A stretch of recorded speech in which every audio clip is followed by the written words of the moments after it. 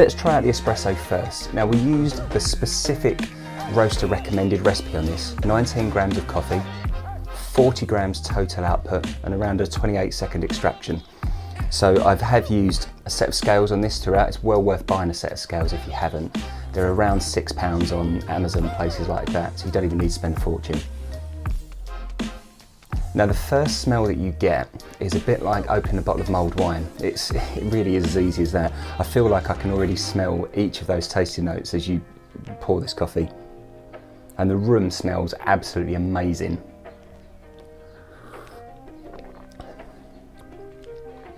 And there's your rum and raisin.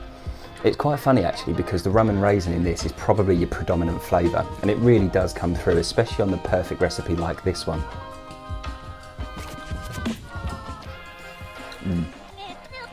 And when it says apricot, to me it feels like dried apricot. That's probably just because I eat dried apricots more than I do normal ones. However, the flavour is there. It's really, really good. And there's almost a slight wine acidity that you feel with it as well. It definitely has a more, I say winey context. Whenever I tend to drink wine, I feel like it's got a bit of acidity to it, if you drink red wine in particular. And that's really what you get as an aftertaste on, or like an after feeling on that at least anyway. Let's try our filter coffee. Now that really is that super fruity mulled wine flavour. Think Marks and Spencer's mulled wine on that. As soon as you pour it out in a glass and just give it a couple of seconds to breathe, that is the first thing that you get straight to the palate. It's absolutely exceptional. And it tastes completely different as well. So let's rephrase that. Not completely different, but it tastes different enough so that you get the proper taste feel from it as well. Lovely apricot tastes, rum and raisin still in there. Mulled wine flavourings are the predominant fragrance that you get from it.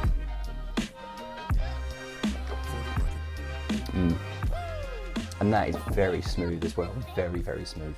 If you like filter coffee.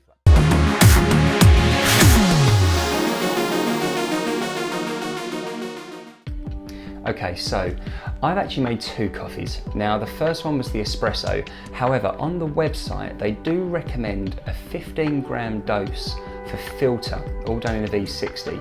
So I've also done, in this case, well, I've done a Chemex because that happened to be what was at hand, just to see if we can see the difference in flavours between the two. So there's my espresso first of all. Now it's interesting, the flavour's changed a little bit. Rather than a sort of creamier smell, you still get that bit, it's still fairly praline-y. But it now feels a bit more desserty. Now, when they say about butterscotch, if you can imagine the slight tone that you get if you've ever in your life had Angel Delight, you'll know exactly what I mean.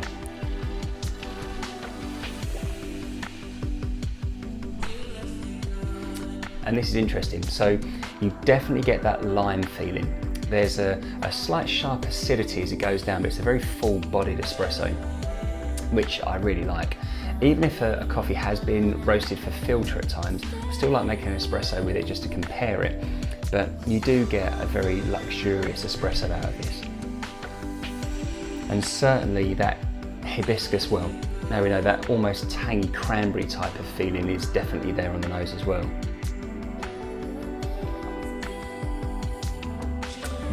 That tastes, to me, that feels like, as you would expect to drink a red wine, something that's quite large in its characteristic, but very, very smooth. So let's try our filter coffee now. Now this smells very different. I would say that hibiscus flavour is the one thing that you get now. The lime was definitely there more so when made as an espresso, but that hibiscus is definitely in this one.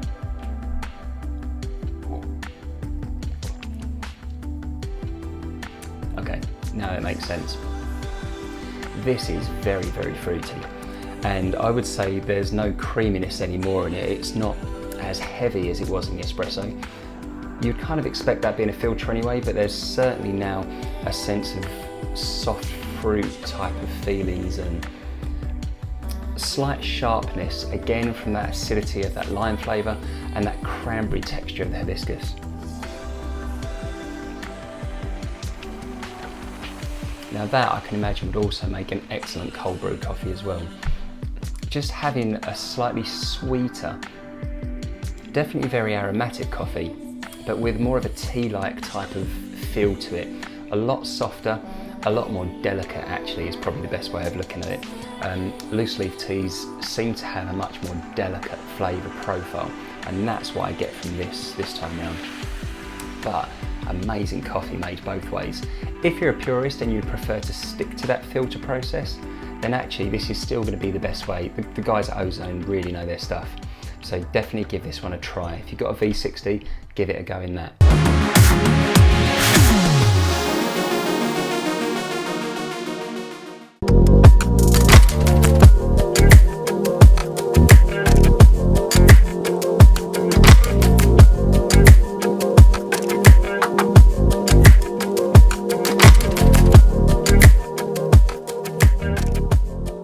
And there we have our coffees.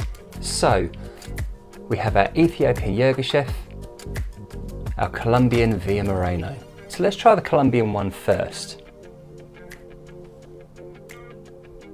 Right, the first thing that jumps out then is that red berry flavour, almost like a slight raspberry mixed with cranberry type of flavour note on the nose on that.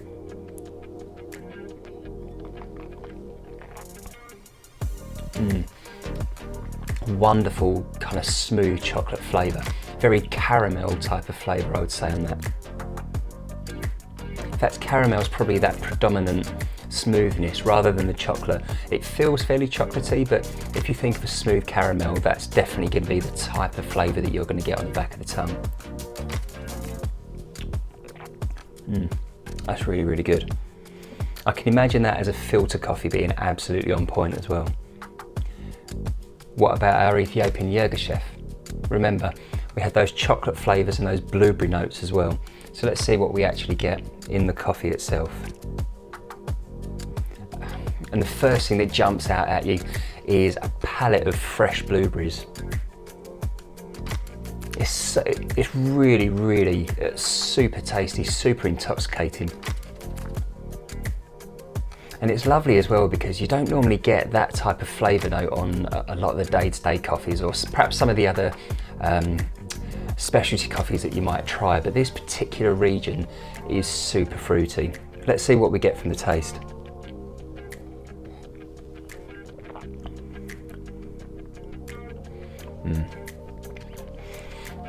Absolutely blueberry. Oh, the thing I love about blueberries is as soon as you put them in your mouth, they just pop and almost explode, and that's exactly what this does. But almost like a bit of a grapey tang to it as well.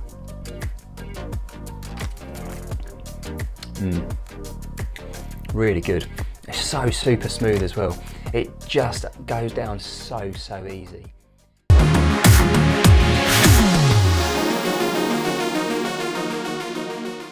A little pour. Now the funny thing is, this literally changes the whole flavour profile all over again, because now we're going on to that slightly more refined smell. And again, super sweet. You can almost inhale the acidity of the apple in this.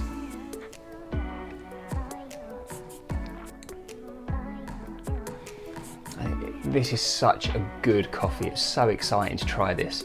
Guatemala is renowned for, especially this microlot, they're renowned for making or growing, producing amazing coffees. This particular microlot that it came from has actually won the Cup of Excellence several years running. Check out baileyscoffee.com to actually see where they placed and how this came about. But you are really, really fortunate to be trying some coffees for such an amazing farm. And this is divine. Now they do recommend that with this particular coffee, the Labella, that you have it done through a pour over with no milk. So if you're going to make it in a Chemex like we've done here, or a V60, or even an AeroPress, even if you put it in your cafetiere, that's the way that it's to be enjoyed. I've tried it a few different ways, and each time the overwhelming fragrance that you get from this coffee is astounding. The taste is just incredible as well.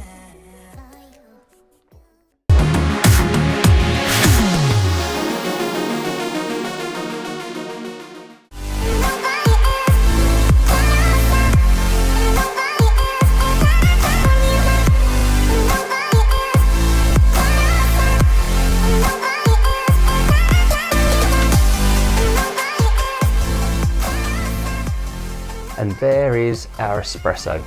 Beautiful colour, super dark caramel with a lovely, rich, luxurious crema on top. Now I can assure you the very first thing that you'll smell as soon as it comes away from the extraction is that red apple fragrance. It just has that feeling you get when you bite into a red apple. You get quite a sweet fruit type of flavour, but you do get a slight sourness on it, but a very good sourness. If you just close your eyes and think about red apples as you're taking that first inhale, you'll totally understand where this is coming from. It's got like almost a summer fruits type of, I can literally feel it wafting through the room. Think summer fruits as well, because that's going to be hot summer fruits anyway. And it's like that sort of compote type of smell that comes up. It's incredible. Let's give that a little try. Now they do also say to give it a 7-second pre-infusion beforehand, which is what we've also done. Try to stick to what they've recommended just to see if it does give the very best flavour.